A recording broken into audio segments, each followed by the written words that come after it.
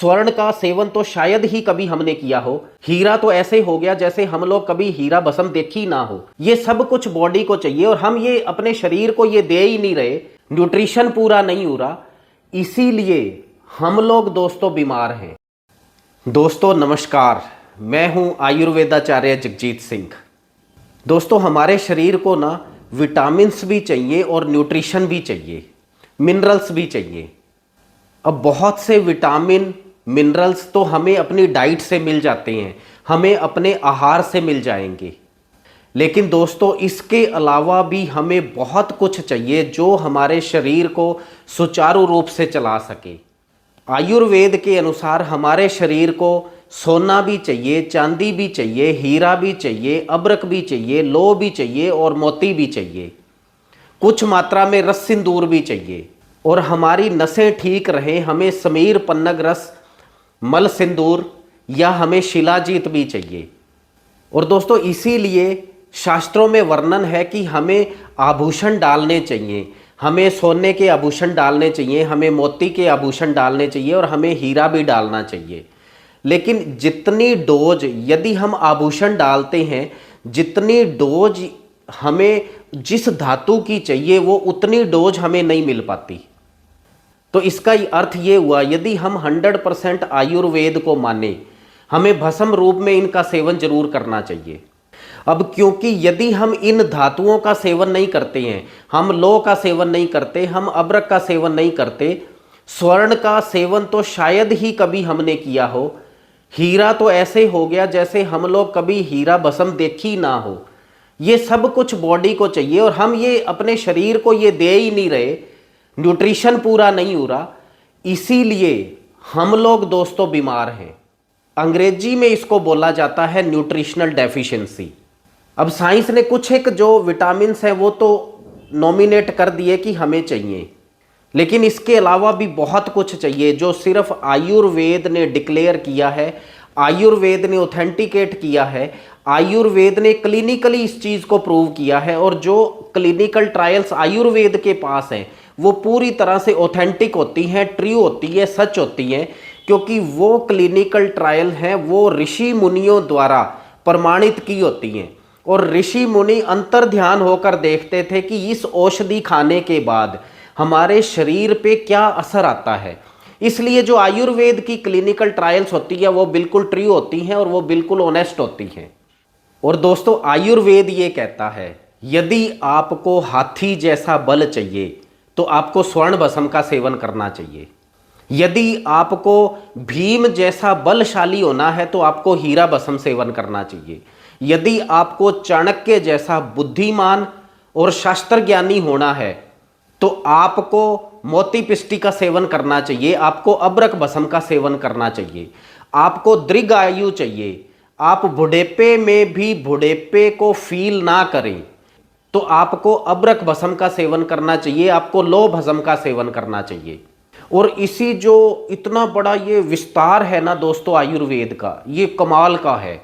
मतलब ये ऐसे है जैसे हम लोग समुंदर में चले गए और कहीं से एक हमने थोड़ी सी चीज़ उठा ली, वो पूरे समुंदर की परिभाषा नहीं है दोस्तों। इसी अथाह समुंदर में से दोस्तों हम आपके लिए ये एक ऐसी फॉर्मूलेशन लेके आए हैं। बहुत विचार करना पड़ा, बहुत से वैद्यों से सलाह करनी पड़ी, बहुत से शास्त्र है उनसे हमें अनुमति लेनी पड़ी कि हमें एक ऐसा फार्मूला डिज़ाइन करना है जिसमें हीरा भस्म भी हो, शेड्यूल्ड डोज में लौह भस्म भी हो, चांदी भस्म भी हो, अब्रक भस्म भी हो और वो भी 1000 पुटी, लौह भस्म भी हो, समीर पन्नग रस हो, मल सिंदूर हो और साथ में शिलाजीत भी हो और साथ में इसके और योगवाही द्रव्य भी हों ताकि जितना भी न्यूट्रिशन है वो पूरा हो सके। और इसमें एक और मज़े की बात यह है दोस्तों, यदि हमारा वीर्य पुष्ट नहीं होता तो हमारी सप्त धातुएं कभी पुष्ट नहीं हो सकती। और यदि सप्त धातुएं पुष्ट नहीं है तो हमारा वात, कफ और पित्त तीनों ही डिस्टर्ब रहते हैं। वात, कफ और पित्त तीनों ही यदि डिस्टर्ब रहेंगे तो ये मान के चलना दोस्तों आप कभी भी स्वस्थ नहीं रह सकते। और दोस्तों मेरा आपसे विनम्र आग्रह है यदि हम अपने शरीर को सुचारू रूप से चलाना चाहते हैं, यदि हम इसको बुद्धिमान बनाना चाहते हैं, यदि हम इसको शक्तिशाली बनाना चाहते हैं, यदि हम इसको रोग मुक्त रखना चाहते हैं, तो हमें आयुर्वेद के अनुसार ही चलना होगा। और आयुर्वेद, अच्छा आपसे मैं एक बात पूछता हूं दोस्तों, आप मुझे कोई भी ऐसा शास्त्र बता दो अदर देन आयुर्वेद, ऐसी कोई भी पैथी बता दो जो आपकी इम्यूनिटी की बात करती है, सच में इम्यूनिटी बढ़ाने की बात करती है रियल में।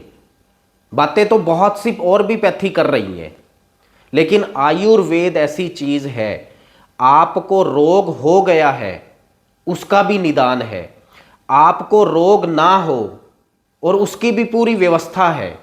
और इसके साथ साथ आयुर्वेद यहां तक गया है, आपके स्वास्थ्य की बात नहीं है दोस्तों, आपका आने वाला बच्चा, आपका होने वाला बच्चा, वो कितना स्वस्थ होगा, वो कितना सुंदर होगा, वो कितना इंटेलिजेंट होगा, वो कितना एक्टिव होगा, वो कितना बलशाली होगा, इसकी भी पूरी व्यवस्था आयुर्वेद में है।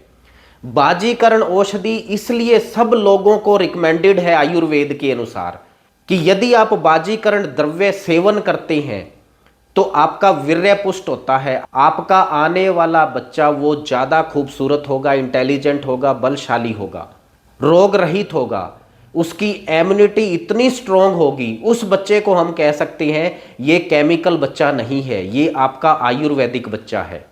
और इस रसायन के अंदर दोस्तों, इस दिव्य रसायन के अंदर हमने इतना कुछ डाला है, इतना इसमें पावरफुल चीज़ें डाली हैं, इतने हम पावरफुल इंग्रेडिएंट्स डाले हैं, मुझे नहीं लगता इसके अलावा आपको कोई और एक्स्ट्रा न्यूट्रिशन चाहिए। और दोस्तों आयुर्वेद ने ये कहा है कि 18 साल के बाद हर मनुष्य को आयुर्वेदिक बाजीकरण औषधि का सेवन जरूर करना चाहिए। आपके सामने एक दोस्तों एग्जाम्पल रखना चाहता हूँ, भीम का पुत्र घटोत्कच। बहुत कुछ कहने की जरूरत नहीं है, बल देख लो, तपस्या देख लो, कॉन्फिडेंस देख लो, हिम्मत देख लो। दोस्तों ये होते हैं आयुर्वेदिक पुत्र।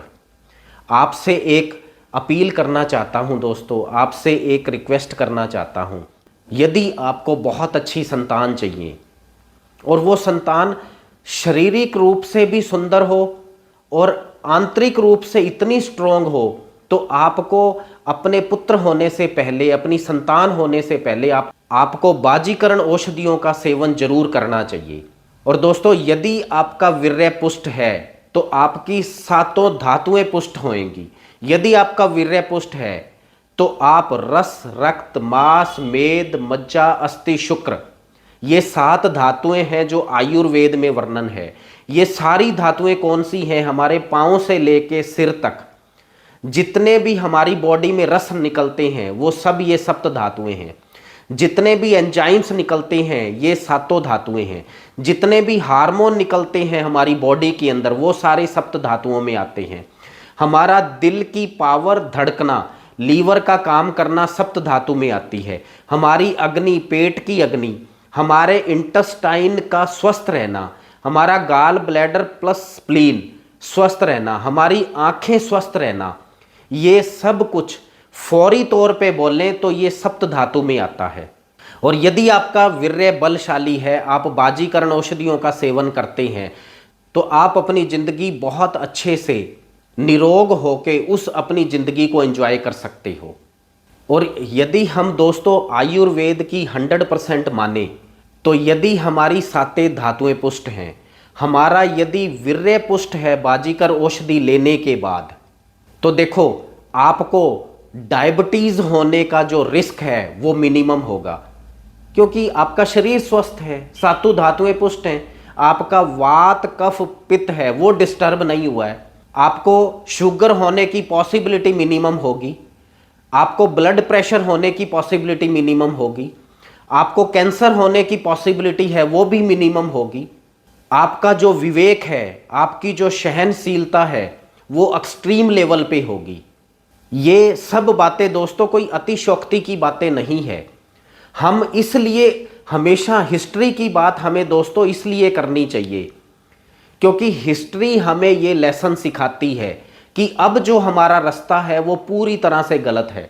अब जो हमारा रास्ता है वो 100% केमिकल वाला रास्ता है। हिस्ट्री ही हमें ये बताती है, आयुर्वेद ही हमें ये बताता है कि हमें अपने जो रास्ते हैं एक ना एक दिन हमें ये रास्ते बदलने पड़ेंगे, क्योंकि हमें अपनी ऐसी संतान को पैदा नहीं करना है जो जन्म से अपाहिज हो, जन्म से मानसिक तौर पे वो अपाहिज हो, मानसिक तौर पे शारीरिक तौर पे वो कमजोर हो। हमें ऐसी संतान को नहीं पैदा करना है। अब जहां जिधर भी दोस्तों हम देखते हैं केमिकल इंसान ही मिलता है। असली इंसान तो हमने खो दिया, इसलिए खो दिया क्योंकि हमने आयुर्वेद को खो दिया, हमने अपनी संस्कृति को खो दिया। इसलिए हमने अच्छे इंसानों को, बलशाली इंसानों को, जिनकी हम एग्जाम्पल दे सकते थे, इसीलिए हम सब उन लोगों को खो दिया क्योंकि हमें पूरी नॉलेज नहीं है। एक रिक्वेस्ट, एक अपील और करना चाहता हूं दोस्तों, यदि हमें अपनी पीढ़ी को सुदृढ़ करना है, यदि अपनी हम पीढ़ी को बलशाली करना चाहते हैं, तो हमें आयुर्वेद की दोस्तों नॉलेज लेनी होगी। आज नहीं तो और 10 साल बाद। इसके अलावा कोई दूसरा विकल्प हमारे पास बचता नहीं है। हमें आयुर्वेद में वापस आना होगा, अदरवाइज हम अपना सब कुछ खो देंगे। हम अपना स्वास्थ्य खो देंगे, हम अपना विवेक खो देंगे, हम अपनी इंटेलिजेंसिया खो देंगे, हम अपने जो संतान है उनको भी पीढ़ी दर पीढ़ी कमजोर करते जाएंगे। इसलिए आयुर्वेद ये कहता है कि हर इंसान को बाजीकरण औषधि का सेवन करना चाहिए, ताकि आपका जो वीर्य है वो बलशाली रहे, आपका वीर्य है जो पोटेंशिएट रहे, आपका वीर्य जो है उसकी क्वालिटी जो है वो ऑप्टिमम ना हो, ओवरवेलमिंगली सुपीरियर हो। और दोस्तों ये जो बाजीकरण औषधि है, मैं आपको इसके अंदर क्या क्या हमने डाला है और किस किस चीज़ की भावना दी है, मैं आपको ये दोस्तों पढ़ के बता सकता हूं। तो इसमें दोस्तों देखो है क्या क्या।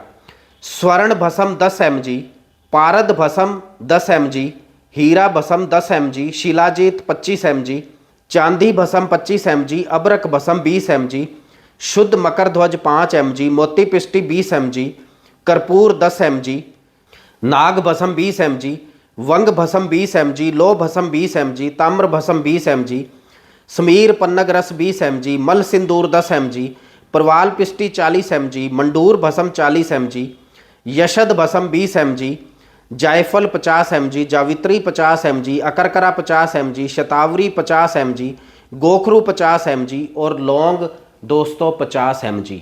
जितना कुछ भी हमारे शरीर को दोस्तों चाहिए ना, मुझे लगता नहीं है according to Ayurveda, according to आवे शास्त्राज, कि इससे ज़्यादा न्यूट्रिशन की हमारे शरीर को ज़रूरत होती है।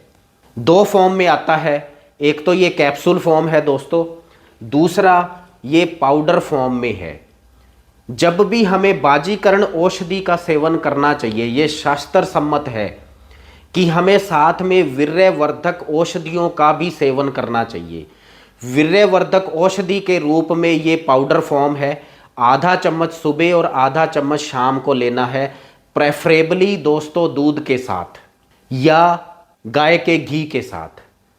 और ये जो महारसायन है, इसके बारे में तो जितना कुछ भी दोस्तों मैं बोलूँगा वो कम रहेगा। जितना कुछ भी शास्त्र के अनुसार, आयुर्वेद के अनुसार बोला जाएगा वो बिल्कुल कम रहेगा। एक कमाल की औषधि है दोस्तों। जो हमारे पास ऐसे पेशेंट आए, जो मरीज हमारे पास ऐसे आए जो ये कहते थे जी हम बिल्कुल अंदर से ख़त्म हैं, हमारा इम्यून ख़त्म है, हमारी सेक्सुअलिटी ख़त्म है, हमारे में कोई कॉन्फिडेंस नहीं है बात करने का, हमने उनको रिकमेंड किया। लेकिन जब वो आते हैं ना दोस्तों, उनकी चेहरे की मुस्कुराहट देख के, हंसी देखकर एक्चुअल में इस प्रोडक्ट की दोस्तों हमें डेफिनेशन पता लग जाती है। थैंक यू सो मच दोस्तों, थैंक यू सो मच।